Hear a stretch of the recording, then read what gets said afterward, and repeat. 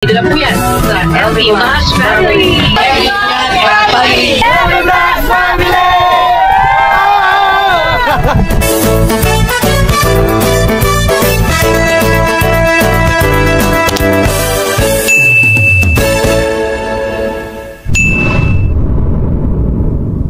Good morning!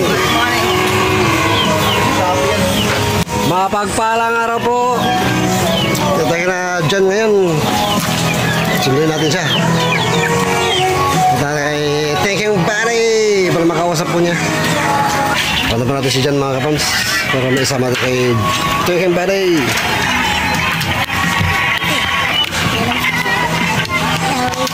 Ano pangalan mo?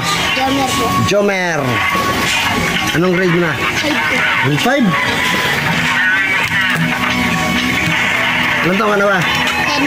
10 10? po. Oh, may girlfriend ka na? Ay, mahina. Dapat meron na. Nasa 10. Bibili siya ng gamot din, oh. Para sa akin. Bakit anong sakit mo? Nahihilo. Punta po namin si Jan mga kapams. Matagal ko nang Matagal masakit. Inborn. Papatan natin. puyat. Nakuha. Okay. Yan si Jan para masama ko doon kay Buddy. Let's go. Tapos yan mga kapams. Nakita natin sa may isang computer shop. Nanonood. Tara. Tara. Punta kay Buddy. Sa tayo po. Oo, kumusta mo muna mga kapams natin? Kamusta po mga kapaus? Magandang umaga. Tata ka na, tata kay Buddy. Dito po tayo sa garahe mga kapams, pero wala sila Buddy. Ano mga gumagawa dito?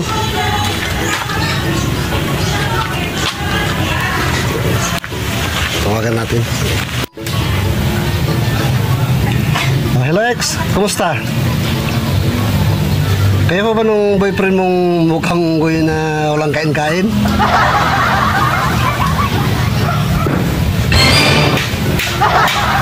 Pogi talaga ng idol ko. Tagal na? Hindi, papasok yan eh. Yung usapan naman doon. Naano naman siya sa anak na yun. Sinasama siya. Pwede naman kayo pumasok. Nagadilis yung pasok. Ano, nakarin namin. Kaya sabi mo kay Kuya Renji eh. No? Si Kuya G. Ayan pa, si Buddy oh, pogi talaga idol ko. Ay! Ay, nagkakas ba kila Nana Gina? Payag na si Nana Gina sa isama ni Buddy sa Matayong Hiruna, Tarlac. Para sa pagtatrabaho po ni Kuya Jan. Siguro bago kasi nintay ko lang kasi siyempre wala akong specific date kasi basta 20 ang ano ko pero Walang specific date pero basta 20. hindi 20 yung start. Kasi siyempre nila 19. Siyempre hindi man Baka may kasi yung school. Oo. So 20 start. Si Ate Amor kasi nagsabi ng abin. Kasi nga ano yung Pero basta ako eh. saka fiesta doon sa kanila daw. Fiesta. Fiesta. Ang ganda. Saka birthday ng ano niya. Asawa yata niya, may birthday, 25. Kaya maraming ano doon, lechon. Naku, humingi si Regina. Ako, anong palagay niyo sa akin? Okay, so is na pumayag na ano.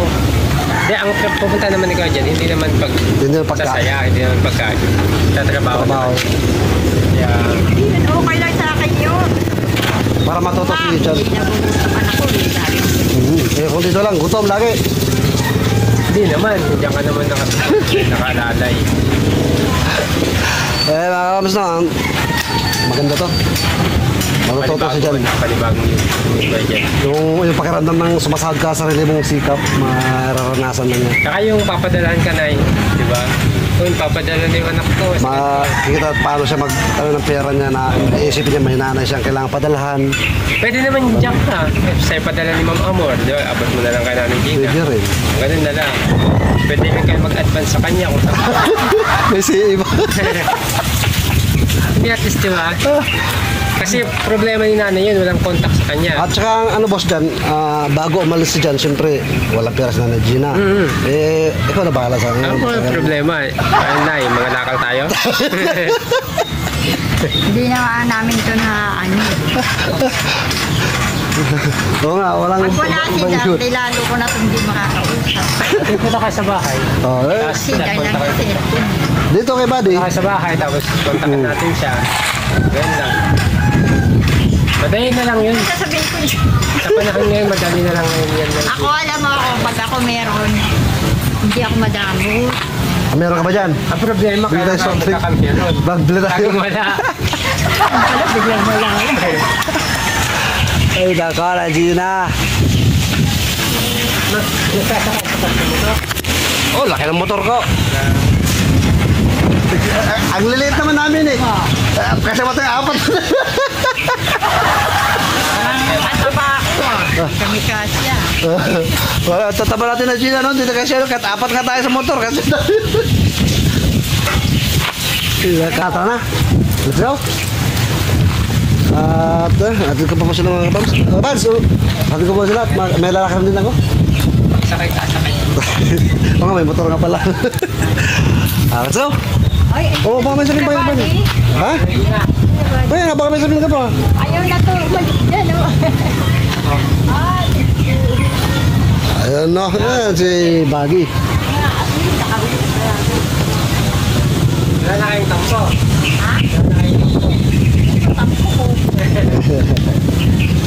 Ang pinapagtampo ko, yun palang umpisa na yung mula Makati. Na pinaalis kami sa lugar na yun. Kaya ang tampo ko, hindi talaga sa'yo. Tara, let's go! Ang nagawa mo, Siguro na yung bakit? Hatid ko muna sila mga kapams. Kami sa kina Nanay Gina mga kapams. Tinapay, tanghalian tayo tinapay. Tanghalian, tinapay po. Siyempre, kontrol ka po ng Amerikano. Ayun po. Maya-maya pong konti, uwin na rin po ako. Tanghali na rin talaga, alas 12 na. Alas 12 na. Ay, mga lalakarin pa po. Apa pupunta? Punta kami ng ano, Japan. Layo. Sabi ko, layo nga. Layo naman. Kukumpay pa ako ng requirements, mga pictures. So, yun. Kaya ka muna ka. At baka namimiss na ako ng ano, Miss agad. ng kapitbahay namin. Salamat po mga kapatid sa pagsama. At maraming salamat din po kay Gary. Sir, lagi naman pagkakataon. Basta sa kung anong makaya, gawa lang no. Tsaka lang tayo. Malay mo, bukas pag gising natin, talagang gutom na tayo. Kaya hanggang sa muli po. Basta, Renji, nakayata sa tinapay. tutuloy po tayo.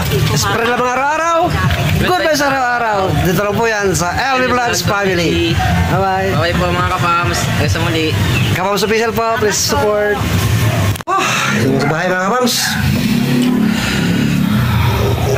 Ay, good morning. Morning po. Yan, nakausap na namin si Buddy. Tsaka si Jan, nag-usap na. Kumain, si Nanay Gina, nakita na ni Buddy, nakausap na niya. Na si Jan ang pupunta. Okay. Okay na maging Nanay Gina. Para matuto talaga si Jan. Maganda kasi yung ano, mapalayo din siya kay Nanay Gina. Correct. Para makita niya yung buhay na ano. Yung hindi yung kung ano sabihin na Gina. Kung nakatali ilan sa kina Gina. Actually, pinagkasabihan naman niya siya na Gina eh, minsan. Nasa napagkitin na Gina eh. Na pinagkasabihan siya ni Jan. Pero yun talaga eh. Dahil sila lang dalawa magkasama talaga sa buhay. Siyempre si Jan, ilang taon na rin, binata. Lalabas din talaga yun. Nanay Gina lagi naiiwan. Kaya laging nagmumukmuk, naiisip yung problema. Correct.